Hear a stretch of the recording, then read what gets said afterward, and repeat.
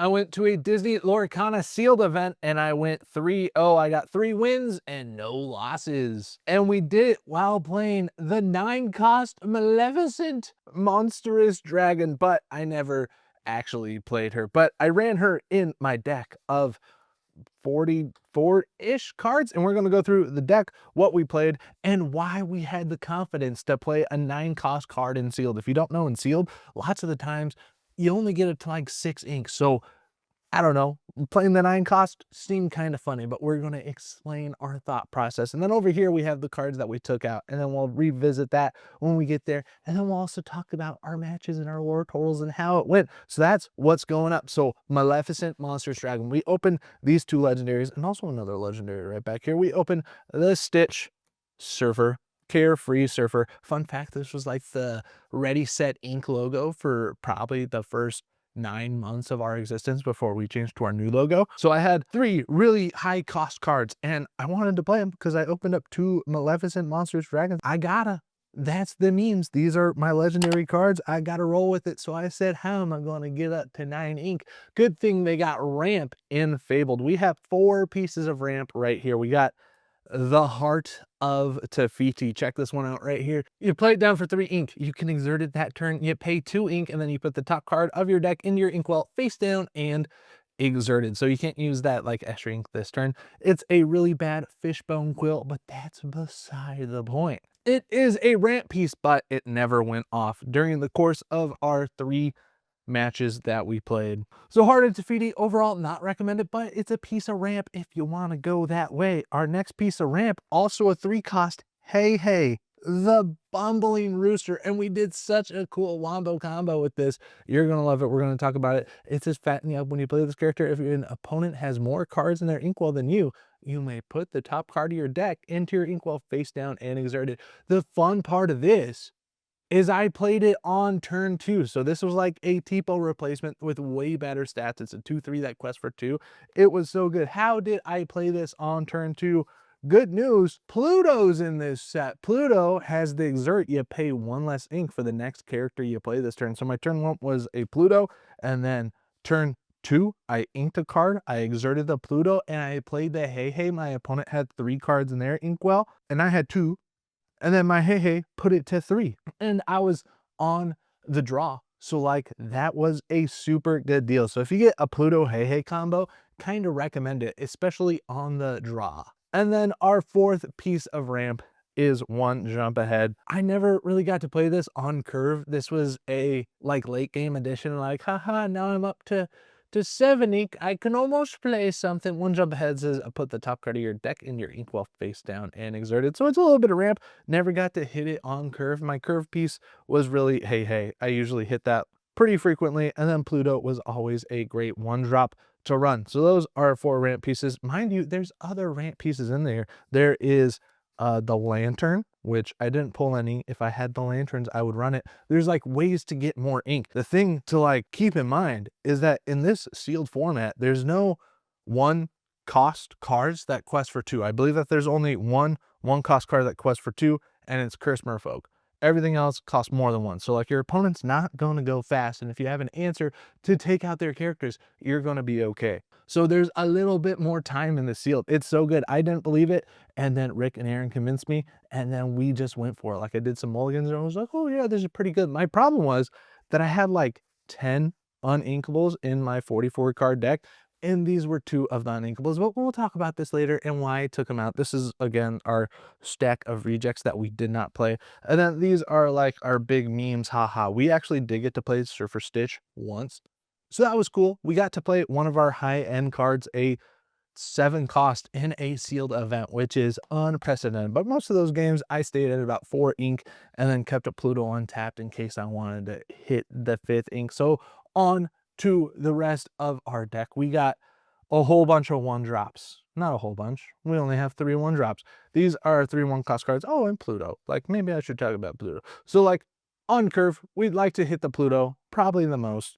We're happy with any of these as a 1-drop in our starting mulligan. You want to be able to have a card down on turn 1. We got Pluto, we got the Tiana, we got the Jasmine, and we got the Jasmine. The fun thing that I did with Jasmine, if I got 2 of them in my starting hands, I would attack their Jasmine, I'd have 1 damage on me, and then I'd play down a Jasmine, and then she has the ability, when you play this character, you can move up to 1 damage from chosen character of yours. So if your Jasmine attacked one of their Jasmines, you had 1 damage on it. Visual aid there, and then boom, you play down your Jasmine, you remove that damage, and then this Jasmine can take out that other Jasmine the next turn. So that's, I did that once. The 1/3 stat lines are also pretty good because they live through a lot of things until turn 4. That's where it all turns bad. We'll talk about the turn 4 curves, but there are a few options for the 1/3 stat line. There's the Tiana and there's the Olaf. I went with the Tiana because that's the one I pulled. And then underrated, and check out this foiling. The foiling like looks better on locations. Like this is the one time where I think the new foiling treatments looks better on a card. It looks nicer on Hidden Cove than the cold foiling version of it. Like, I don't know, in my opinion, it's different. But if you really want to make your deck look good and foiled out, you got to check out Prismatic Defender sleeves. For just the cost of a pack of sleeves, you can foil out your entire deck with all kinds of different holographic patterns. This one's the glitter inner sleeve. Oh, but for our sealed event, we didn't have any spare Prismatic Defenders, so we ran with some Pokemon ETB ones. That's Lily. Hidden Cove, pretty good. Those are our 1 cost cards. Our 2 cost cards, we got a Timothy Q Mouse. While you have a character with evasive and play, this character gets +1 more. So this is a 2 quester that has a 4 willpower. It's pretty good. When he's at the Hidden Cove, which I did once, he was a 5 willpower. Absolutely massive. And we have plenty of evasives in this deck. We'll put him over here, and then we'll put all the cards that like are evasive to like trigger with him. A thing that you're about to notice in this build is there's a whole bunch of 2 cost characters, but that's okay because we like our 2 cost characters, and you'll see why in a little bit. We got 2 copies of the Enchantress. She quests for 2. She's a 1/1, and if they want to challenge her, they're going to take 3 damage back. So like you quest her, hope that they run into it, and then banish their own character. We got 2 Enchantress, we got 2 Aladdin. He has Ward. They're not going to be able to Strength of the Rage and Fire him. They're not going to be able to use Poor Unfortunate Souls on Aladdin. They're not going to be able to target him. We got Cruella de Vil. She's a 3/2, and during your turn, she gains evasive. And what's cool about that is that we have the exact same card, but silver. Jafar is a 3/2 that during your turn gains evasive. Whoa, fanfic incoming. Those are our 2 cost cards. We liked playing Jafar when he came down because the 3 like could take out the Olaf and the Tianas and stuff. Like having the 3 cost card was all right. The card that we did not play in our 2 slot a whole lot was the Ursula. I ended up inking this a lot. Like, yeah, there's lots of songs out there for the sealed. There's nothing like too detrimental that I want to rip more than I want to be able to remove their characters with a 3 strength, if you know what I'm saying. We got LeFou. We need to play this character, ready chosen character. They can't quest for the rest of this turn. I did this once to ready my own Timothy Q Mouse, so then they couldn't take him out next turn. And then, whoa, what's that? It's Rockstar Stitch, but that's the number 9 right there. So that's why we have a whole bunch of 2 cost cards, because Rockstar Stitch synergizes with all these bad boys. And we got this situation to happen exactly 1 time where we had Rockstar Stitch on the board. We played a 2 cost card, exerted it, and drew a card, and then that was it. We got 1 ounce of value out of running all these 2 cost cards. So I'd probably not have this many 2 cost cards. I'd probably like prioritize a Timothy and the person that can hit big and the 2 questers go there in the future, and not like prioritize Rockstar Stitch doing his thing. But that's just me. I was excited to flood the board with some 2s. One of my favorite things to do on turn 4 is to play 2 cost characters. So like on one turn 4, boom, I played 2 Enchantress. We'll talk about that a little bit later. 2, and then all these 2s, they can sing Sudden Chill. They can sing Poor Unfortunate Souls. And most importantly, they could sing the 1 Jump Ahead. So also like the 2s synergizes a lot with it. And then this was one of the 2s that we took out that was up in our uninkable account. And I like the ability, I like the whole deal 2 damage to chosen villain character, but then I was like looking at it, and if you hit it on curve, like what villains are out there? It's really just kind of Ursula, and she has 3 willpower. So like if you're playing them for this second ability, Like, you could play him for the damage reduction if you're challenging into stuff. It upped your uninkable count. I cut the Little John. He didn't make it in. Much rather have these other 2 drops, if you know what I'm saying. So that's why we took out that John.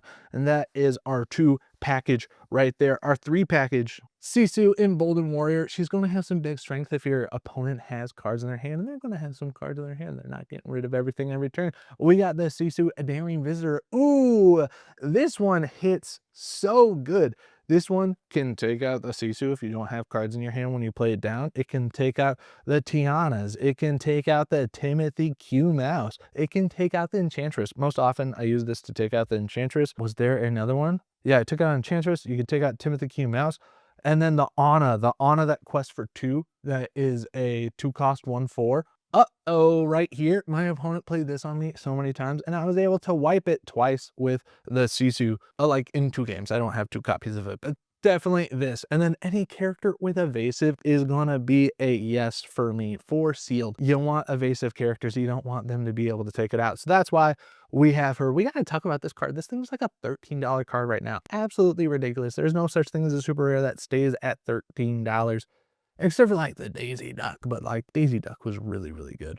This is probably not a $13 card. So already you can see that there's 3 evasive cards that Timothy Q Mouse can get 2 lore for. So already super valuable. And then there's even more evasives in here, but we'll put those over to the side. You can see that there's 3 evasives helping out the Timothy Q Mouse. Lilo is an interesting one. Come on, people, let's move. When you play a character, when you play this character, your other characters gain Challenger +2 this turn. And she also has like kind of a crazy second ability that isn't going to help you in sealed unless you get the little Stitch. Like I had the Surfer Stitch on board. It says whenever this character quests, chosen alien character gains Challenger 2, and this character can challenge ready characters. So if you have some aliens, you can figure it out. But if you don't gotta worry about her second ability too much in the sealed. But you play her for her first ability, and I was actually able to use her first ability when I was being a goofy goober on my turn 4. I played down 2 Enchantresses, and then on my turn 5, I played down Lilo, the best explorer ever, making these 3 ones, and then I took out 2 of my opponents with the Enchantresses, which overall, terrible deal, but I needed to slow them down, otherwise they would have won. Next turn, I was able to delay them winning the 1 whole turn. I think if you get this Lilo, definitely play it, super good, and then probably sell it before it crashes down in value. Or maybe it keeps going up in value to $1 million. Tinkerbell is all right. This gaming clutch, the one time I needed it to, I had Mother's Knows Best in my hand. It was the only card in my hand, the card that I drew for turn, and I had Tinkerbell already dry on board. I used the Exert, draw a card, then choose and discard a card. My Exert ended up being the Hidden Cove, which is the location where you move it and it gets +1 willpower and +1 strength. So like I was happy to get rid of my removal card for the Hidden Cove, and Tinkerbell made that all possible with her extra draw power. Then we got Dumbo. Dumbo might seem like the play, but there's so many evasives that like could be out there to take out the Dumbo. Like we're going to talk about them. They're over here. The Moanas. I guess it's just Moana. It's just Moana. Oh, these guys. Duh. So like Dumbo can give a character evasive for a turn, and it's just when you play it, and then it also triggers the Timothy Q Mouse, so it's kind of a good deal for that. I like it. I like the evasive characters. It's not like my Dream 3. My Dream 3 is Hey Hey. So like it's an all right catch for a 3, and whoa, is that Timothy Q Mouse right there? So this one also triggers Timothy Q Mouse. Womp womp. Wildcat, I'm surprised he made the cut, but after I saw my opponents playing Lanterns, I was kind of glad, but also he never made it in. He was inked all the time, but if your opponent is playing some Lanterns and some items that you don't want out there, put down a Wildcat, you're gonna be good. And it's evasive, so it triggers Timothy Q Mouse. All the evasives you can, put it in there. Louisa Madrigal, super happy that it's in this sealed set, because I remember during, I think this was set 4 sealed, Ursula Returns, she was so good. She comes down on turn 4, and then she can just wreck shop on whoever she wants. That's not evasive, but if you play down a Dumbo, you could give her evasive, and then she can wreck shop up still. I can usually get 2 characters of value for this. Like I play Louisa, take down a character, and then next turn she gets to take down another character. Super good. Recommend the Louisa as your 4-drop like always. Probably not play multiple copies of her. No, I'd play multiple copies of her. I think she's so good. She removes your opponent, and that's kind of what you need to do. You need to remove them until they have no hand, and then you quest away. Tinkerbell hits our card draw. So when we play her, we get to look at the top 4 cards. We get to reveal a character, put it in our hand, and put the rest on the bottom of the deck. So you get to pick the exact best character for you to play. With Tinkerbell, if you have 2 ink left, you pick the card that costs 2 ink, and then you put it in your hand and you play it. It's a good one. I like it. It might be scary if you're like, oh, I'm going to have to hold on to this. It's card draw, and it replaces itself. I recommend. And the 1/4, it's pretty good. It's decent. Phil O'Philocrates. Good old Phil has a trigger that I forgot 4 times. Phil is going to trigger, I think, on like 12 cards in this deck are heroes. Most notably the Sisus you want to think are heroes, and Dumbos you probably want to think is a hero, but Dumbo's a hero. All the hero cards trigger with Phil. When you play a hero character, you get to gain lore, and then it also has your hero characters gain challenger +1. That's just all the time. Whenever they challenge a character, boom, you're going to get another strength. Overall, absolutely huge. It ruins people's math, and that's what Lorcana is all about, ruining math. Just kidding. It's about the friends you make along the way. Phil, absolutely huge, and playing him with the Rockstar Stitch, like it was all the pieces coming together. I liked it. The Dolores Magical, I kind of like kept in my hand until it wasn't turn 4. It was much later when I played Dolores to get the value out of her and draw cards. It's great because she can quest for 2, but like her real value is drawing you a card, replacing herself in your hand when you play her if they have an exotic character. So make sure you do it in the right order. Same way with Timothy Q. Mouse. Like make sure you get the 2 lore before you use one of your evasive characters to take out a character, and then that's banished. Like you want to make sure you do your action before you get rid of your reaction. Is that the words? I don't know. Dolores, Yahoo Chorus. Pretty good, not bad. Any card draw is welcome in here, so that's why I like the Tinkerbell and Dolores is a welcome addition. Then we got Moana. That's how Maria said it, and it's too catchy. I will probably always say it like that now. Moana, Undeterred Voyager, the 3/4 stat line. It is a hero, so if you have Phil on board, boom, that's a 4/5. No, yeah, that's just like a 4/4 when it's challenging. But the thing I did with her is I had her at Hidden Cove, and I had Phil on board, question mark. So it was a 5/5 when it challenged. It was pretty good. And check it out, evasive, so it triggers Timothy Q. Mouse. And we pulled 2 copies of that girl, so we played them. Big King Undisputed, definitely run this card if you have it. All these 4-cost cards that we just played. 1, 2, 3, 4, 5, 6. We have 4 4-cost cards. We have 6 4-cost cards that can all sing Be King Undisputed. They can do it for free. The amount of times that I was able to clear the entire board by having my Phil sing Be King Undisputed was 2, which is kind of cool. That happened twice because I have 2 copies of the Be King Undisputed. That's right. We pulled 1 in the uncommon slot and we pulled 1 in the foil slot. I like it a lot. And then we got Nani, who was always inked. We never played the Nani. She always went into the inkwell. She seems a little bit too expensive for what she is, but a good include. Like, we'll look at the other 5s that we took out. We were happy to have Nani. The Aurora, though, definitely played the Aurora most every time that I had her. I played her a lot off of the Pluto because I'd exert the Pluto, and then I'd only pay 4 for the Aurora. This Aurora also has a good shift target, which I pulled none of. I like the Aurora. Gives your characters ward. They're not going to be able to do stuff. You're good to go. Power line, I regret putting him in my deck. I wouldn't put him in my deck now. Just kidding, I would, because he has this 6 strength. If I had the Hercules, I'd much rather prefer the bodyguard Hercules over this with the 6 strength. The one thing that I did with this, I wanted to use his ability. So I did not quest for the 2, which I probably just should have done because questing for 2 is pretty good, but I wanted to trigger his ability. So I sang the song I had in my hand, which was Poor Unfortunate Souls, return chosen a character, item, or location with cost 2 or less back to their player's hand. So I returned a Cusco, the llama, back to the player's hand. And then I got to trigger my ability. I got to look at the top 4 cards in my deck. You may reveal a song with cost 9 or less for free. And then you put the rest on the bottom of your deck in any order. So overall, didn't get the value out of it with the songs that I'm running, especially because there's like not that many songs, and I took out all of my like sing together songs that like could have been the big value. So overall, power line, not the best addition to what I was doing, but my whole goal was to try to play that maleficent monstrous dragon, which I accomplished 0 times. So that's just what it do be like. I can show you a couple of mulligans right here to see what you can expect from the curve that we showed. Overall, too many twos, but we're happy with it because usually we get a curve. So after a quick little shuffle, our opponent cuts the deck. They cut it 3 times. And then we're going to look at our top 7 cards, 4 cards, boom. And then another 3 cards, boom. Oh, so who would we get rid of? We'd probably keep our Sisu.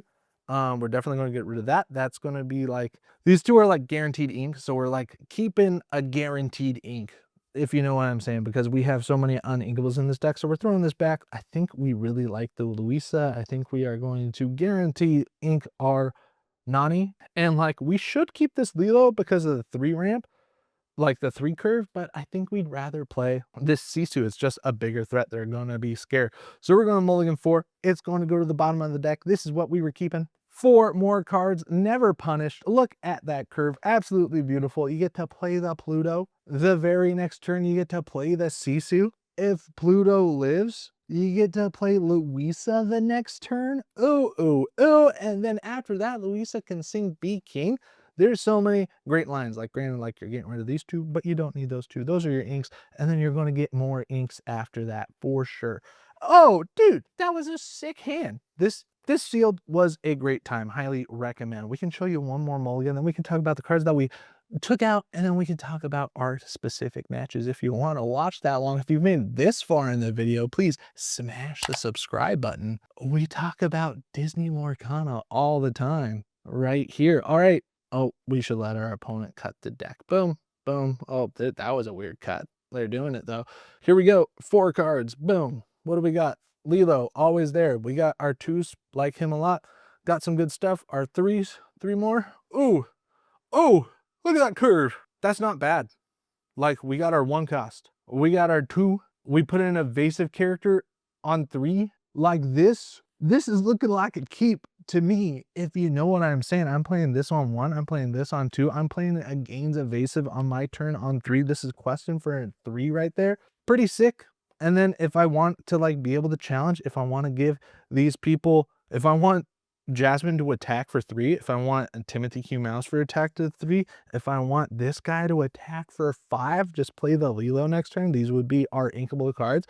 We get 3 draws. Be King. I don't know. I'm fine with hitting that for a hard play of 4. Wildcats, good ink. And oh, Be King, what's going on? Who shuffled this deck? So that's what's going on. We like those mulligan chances, definitely. The cards that we took out the Little John because I don't think the abilities are going to matter that much. You want to hit some other stuff on the curve and you need to be able to quest for some more.